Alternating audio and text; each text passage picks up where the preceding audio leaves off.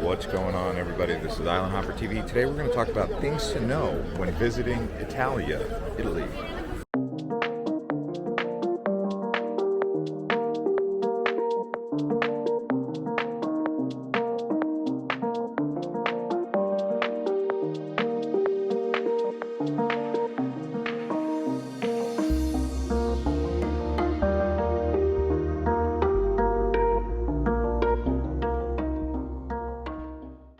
So the first thing, let's talk about the transportation. So there is Uber in two cities, Milan and Rome. None in Florence. I don't even think there's any in Naples. So do be aware of that when it comes to the transportation. There are plenty of taxis, however. I would imagine the taxis wanted to keep the monopoly on that. And also, it's hard for Uber to get around. But you have bicycles, you have these little electric bikes right here, as well as pedal bikes. And you have those scooters, which I've seen in basically every Italian city I've been so far, except for maybe Genova. I don't remember too many in Genova. But there are trains getting around the whole country very efficiently. There's slow trains, and then there's bullet trains. The older trains, in particular the one that comes in from France, very old, takes a long time also to go basically 100 miles. It takes 4 hours. But the bullet train from Milan to Naples, which includes stops in Florence and Rome, very fast. So there are also ferries. You can go ferry port in Naples, ferry port in Genoa. I believe there's even one over in Rome. So transportation, it is effective. There are plenty of buses, but no Uber. That's the biggest downside. All right, guys, let's talk quick facts about Italy. It has the fourth highest amount of people in all of Europe, with 59 million people. There's a lot of old people living in Italy, so that says something about the quality of life.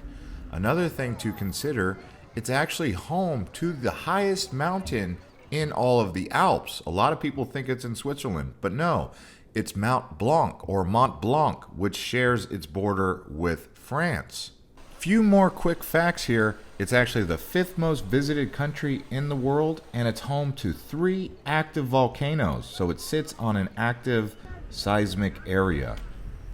All right, let's talk food in Italy. As you know, pasta, lots and lots of pasta, pizza, bread. But did you know that actual tomatoes weren't introduced to Italy until the 1600s?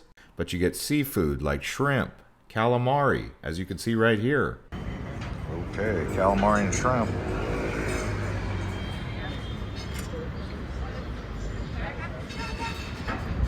All right. Also, lots of cappuccino. Look at this.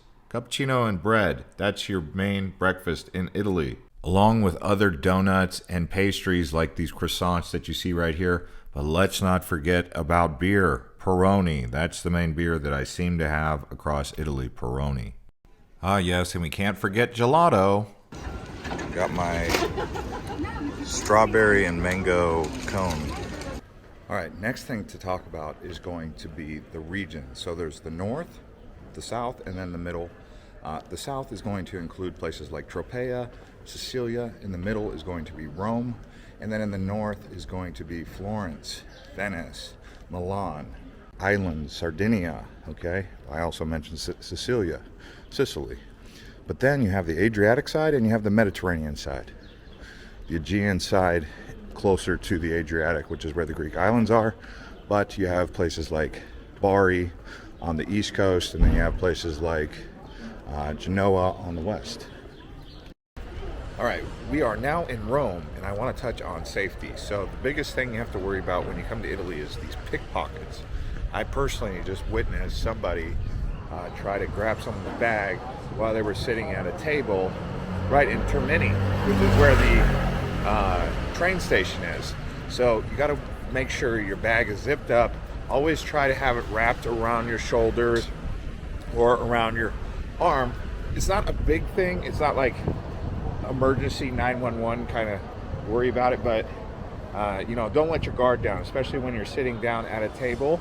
Watch out for that. Violent crime, not really an issue here in Italy, but petty crime like the burglary, the thieves, that kind of stuff. Got to be on your lookout for that.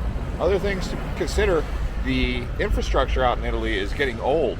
So the bridges, the homes, the condos, the hotels, all that infrastructure is getting old, and they've had some collapses. Just something to consider. It's not a big deal.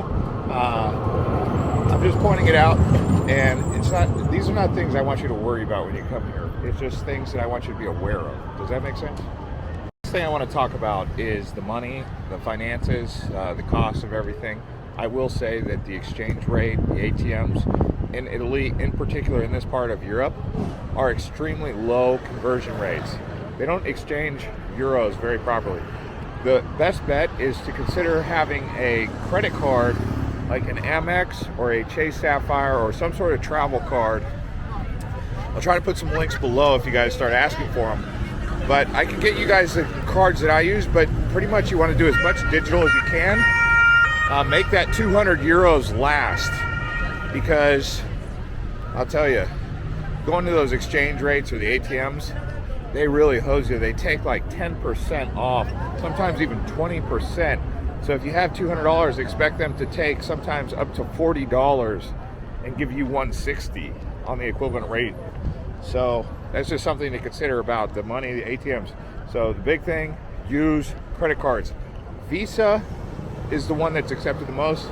Amex, it's hit or miss. So Visa is the big ticket in town. Next up, I want to talk about some words to know. So arrivederci, it means bye-bye. Prego means like thank you, but so does other words mean thank you, like grazie. So I want to teach you guys these words so that they stick with you. So we just went over prego, okay, grazie. We went over arrivederci, and how about buongiorno, which is like hello. It's a greeting, it's a salutation. I'll try to give you more as time goes by in this video. So how long is a good amount of time to prepare, to plan for Italy? I would say 2 weeks.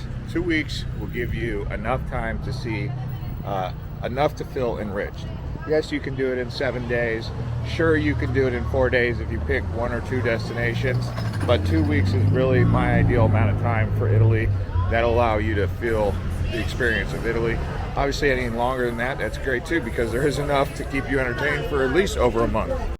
All right, let's talk about scams in Italy. So when you're in the train station, they're going to tell you watch out for pickpockets, but be aware across Italy there's multiple different scams that you have to look out for, like ruining someone's art by walking, but also this thing where they put a bracelet or a piece of jewelry on you. You think it's free because they make it seem like it's a gift, and then once they gift you that, then they expect you to in return gift them some money. So nothing is free, and then once they have it on you, it's their little hook to get into your bank account or your wallet, and they basically won't leave you alone. They'll be like, well, I gave you something, why don't you give me something? My family is suffering, we need money. And this is like their little gimmick. It's give you something for free that you think is free, and then ask you for a donation in return. All right, let's talk about weather and clothing. So right now it's spring. In the daytime it was warm. Tonight it's cooling off. They're expecting some rain. So I would say if you show up in the winter, pack winter clothes. That means jeans, coat, maybe even a sweater. It does get chilly and can snow here in Rome. Now, in the summertime, it's hot, it's humid. But in the spring and the fall, you're gonna pack a mix, including a coat, a raincoat, shorts if you want, but blue jean pants are probably your safest bet. And maybe even some dress clothes. So consider that for the attire. Yeah, so basically I would say that this area of Italy, I would say the south right here is where kind of southern Italy begins. You know, you can get anywhere around the Med. Really, I mean, Tunisia, that's North Africa. Algeria, North Africa. Malta, it's like in between Africa and Italy. Lots of opportunities here from Naples port. Also the trains, I mean, the trains can get you really all over southern Italy as well. So that's what you can expect when you come to Naples. The food, the opportunities to get around cruise port. It's like a big tourist hub. You can see these buses right here going to Salerno, or else Pompeii, which is what I'm going to probably take the train to. I just have to get over there. Now, what is this one? That one goes to Croatia. Where does that one leave out of? I've actually been trying to go to Croatia. That one looks like a sweet boat, man. Snav Vicina. Alright guys, thanks for watching this episode of Island Hopper TV from Italy. Things to know. Hope you guys enjoyed it, and if you did, hit the like button and subscribe to this channel. Watch some more of these other videos, and we'll see you on the next one.